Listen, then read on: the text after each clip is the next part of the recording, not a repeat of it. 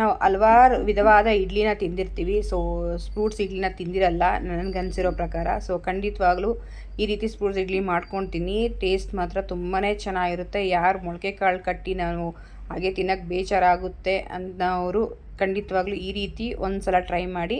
ಮತ್ತೆ ಮತ್ತೆ ನೀವೇ ಮಾಡ್ಕೊಂಡು ತಿಂತೀರಾ, ಅಷ್ಟು ಚೆನ್ನಾಗಿರುತ್ತೆ. ಮಕ್ಕಳಿಗಂತೂ ಲಂಚ್ ಬಾಕ್ಸ್ಗೆ ಹಾಕ್ಕೊಟ್ರೆ ಇದು ಖಂಡಿತ ಖಾಲಿ ಮಾಡ್ಕೊಂಡು ಬರ್ತಾರೆ. ಅಷ್ಟು ಟೇಸ್ಟಾಗಿರುತ್ತೆ, ತುಂಬ ರುಚಿಯಾಗಿರುತ್ತೆ ಮತ್ತು ಹೆಲ್ತಿಯಾಗಿರುತ್ತೆ. ಸೊ ಖಂಡಿತ ಒಮ್ಮೆ ಈ ರೀತಿ ಮಾಡ್ಕೊಳ್ಳಿ. ಯಾವ ರೀತಿ ಮಾಡ್ಕೊಳ್ಳೋದನ್ನ ಕ್ವಿಕ್ಕಾಗಿ ನೋಡ್ಕೊಂಬರೋಣ. ಒಂದು ಪ್ಯಾನ್ಗೆ 2 3 ಸ್ಪೂನ್ ಅಷ್ಟು ಎಣ್ಣೆ ಹಾಕ್ಕೊಂಡು ಸಾಸಿವೆ 1 ಸ್ಪೂನು, ಉದ್ದಿನಬೇಳೆ 1 ಸ್ಪೂನು ಮತ್ತು ಕಡಲೆಬೇಳೆ 1 ಸ್ಪೂನು ಹಾಕಿ ಸ್ವಲ್ಪ ಫ್ರೈ ಮಾಡ್ಕೊಳ್ಬೇಕಾಗುತ್ತೆ.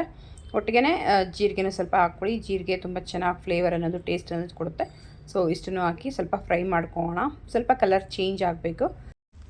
ಈಗ ಸಣ್ಣಗೆ ಹಚ್ಕೊಂಡಿರುವಂಥ ಮೆಣಸಿನ್ಕಾಯಿ 1-2 ಹಾಕ್ಕೊಳ್ಳೋಣ. ಖಾರಕ್ಕೆ ಅನುಗುಣವಾಗಿ ಹಾಕ್ಕೊಳ್ಳಿ. ಶುಂಠಿ 2 ಇಂಚಷ್ಟು ತುರಿದು ಹಾಕ್ಕೊಳ್ತಾ ಇದ್ದೀನಿ. ಸೊ ಈ ರೀತಿಗೆ ಹಾಕ್ಕೊಳ್ಳಿ. ಮತ್ತು ಕರಿಬೇವಿನ ಸೊಪ್ಪು ಸಣ್ಣಗೆ ಹಚ್ಚಿ ಹಾಕ್ಕೊಳ್ಬೇಕು ಈ ರೀತಿ. ಸೊ ಇದೆಲ್ಲ ಸ್ವಲ್ಪ ಫ್ರೈ ಆದಮೇಲೆ ಕ್ಯಾರೆಟು ತುರಿದಿರೋ ಅಂಥದ್ದು 1 ಕಪ್ ಹಾಕ್ಕೊಳ್ಳಿ.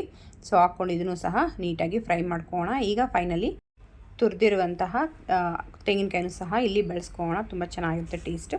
ಸೊ 2 ಕಪ್ ರವೆ ನಾನು ಬಳಸ್ಕೊಳ್ತಾ ಇದ್ದೀನಿ. 2 ಕಪ್ ರವೆ ಅಂದರೆ 350 ಗ್ರಾಮ್ ರವೆ ಇರುತ್ತೆ. ಸೊ ಇಷ್ಟನ್ನು ನಾನು ಹಾಕಿ ಮಾಡ್ಕೊಳ್ತೀನಿ. ಸುಮಾರು ಒಂದು 15ರಿಂದ 20 ಇಡ್ಲಿ ಆಗುತ್ತೆ 350 ಗ್ರಾಮ್ ರವೆ ಇದ್ದರೆ ನಮಗೆ. ಸೊ ಈ ರೀತಿ ನೀಟಾಗಿ ಹುರ್ಕೊಳ್ಬೇಕು. ಹಸಿ ವಾಸನೆ ಹೋಗಬೇಕು ರವೆಲಿ. ಸೊ ನೋಡ್ತಾ ಇರ್ಬೋದು ಈ ರೀತಿ ಆಗಿರಬೇಕು. ಈಗ ಇದು ತಣ್ಣಗಾಗೋದಕ್ಕೆ ಬೇಡ. ಅಷ್ಟರೊಳಗೆ ನಾವು ಇಲ್ಲಿ 1 ಕಪ್ಪು ಹೆಸರು ಕಾಳನ್ನ ಮೊಳಕೆ ಕಟ್ಟಿರೋ ಕಾಳನ್ನ ಹಾಕೋಣ ಇಲ್ಲಿ.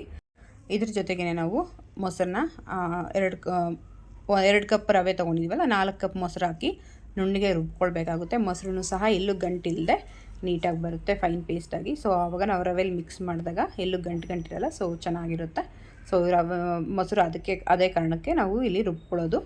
ಸೊ 4 ಕಪ್ಪು ನೋಡ್ತಾ ಇರ್ಬೋದು. 4 ಕಪ್ ಮೊಸರು ಹಾಕ್ಕೊಂಡು ಫೈನ್ ಪೇಸ್ಟ್ ಈ ರೀತಿ ರುಬ್ಕೊಂಡಿದ್ದೀನಿ. ಕಾಳು ನೋಡಿ ಎಲ್ಲೂ ಒಂದು ಕಾಳೂ ಇಲ್ಲ. ಸೊ ಈ ರೀತಿ ನಾವು ಫೈನ್ ಪೇಸ್ಟಾಗಿ ರುಬ್ಕೊಂಡು ಈಗ ರವೆ ತಣ್ಣಗಾಗಿದೆ. ಸೊ ಅದಕ್ಕೆ ನಾವು ಆ ಮಿಶ್ರಣಕ್ಕೆ ಇದನ್ನ ಸೇರಿಸ್ಕೊಂಡು ಈಗ ಎಲ್ಲನೂ ನೀಟಾಗಿ ಮಿಕ್ಸ್ ಮಾಡ್ಕೊಳ್ಬೇಕಾಗುತ್ತೆ. ಅದರ ಜೊತೆಗೆ ಈಗ ರುಚಿಗೆ ತಕ್ಕಷ್ಟು ಉಪ್ಪು ಬಳಸ್ಕೊಳ್ಳೋಣ. ಹಾಗೆ ಕೊತ್ತಂಬರಿ ಸೊಪ್ಪು ಸ್ವಲ್ಪ ಫೈನಾಗಿ ಚಾಪ್ ಮಾಡ್ಕೊಂಡಿರೋಂಥ ಕೊತ್ತಂಬರಿ ಸೊಪ್ಪು ಒಂದು ಅರ್ಧ ಹಿಡಿಯಷ್ಟು ಹಾಕ್ಕೊಳ್ಳಿ. ಸೊ ಈಗ ನಾವು ಸ್ವಲ್ಪ ಸೋಡಾ ಅಥವಾ ಈನೋ ಎರಡರಲ್ಲಿ ನಾವು ಯಾವುದಾದ್ರೂ ಬಳಸ್ಕೊಳ್ಬೋದು. ನಾನು ಇಲ್ಲಿ ಸೋಡಾ ಬಳಸಿದ್ದೀನಿ, ಅಡುಗೆ ಸೋಡಾ. ಸೊ ಒಂದು ಅರ್ಧ ಟೇಬಲ್ ಸ್ಪೂನು ಹಾಕಿ ಈ ರೀತಿ ನೀಟಾಗಿ ನಾವು ಇಡ್ಲಿ ಅದಕ್ಕೆ ಇಲ್ಲಿ ಕನ್ಸಿಸ್ಟೆನ್ಸಿನ ಅಡ್ಜಸ್ಟ್ ಮಾಡ್ಕೊಳ್ಬೇಕಾಗುತ್ತೆ.